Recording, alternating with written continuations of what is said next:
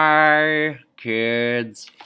I'm not there. You guys are supposed to be working on the experimental design, where you had to design an experiment to show conservation of momentum. Couple hints I just want to give you guys is that make sure you guys have different cars. Okay, so like I don't want the same car. Well, they won't all be these cars, but make sure you have different cars. I specifically want them to have different masses.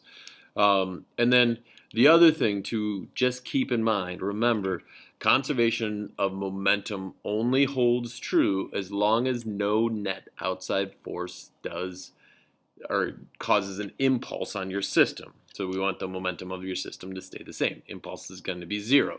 So that you have to be careful, guys, because friction is like this annoying force that tends to act on things in real life, so that if you are trying to find your total momentum before a collision, you will need to measure your mass and your velocity immediately before the collision.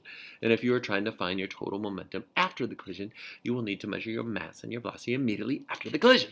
So like just be careful where you are putting your photo gates, so that you make sure that you are measuring your momentum immediately before and your momentum immediately after.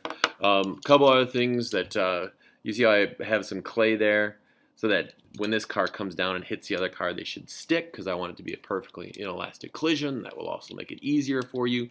And then just make sure, especially since I'm not there, that your procedures are extremely clear, so I know exactly what you're doing. Because if I don't know what you're doing, I'm not going to be able to really grade it very well. And make sure that you guys show all your work and do all the things you need to do. So yeah, and then make sure that you guys clean up as well, please. So when you're done, so yeah, and enjoy it and have a nice weekend, and bye, kids.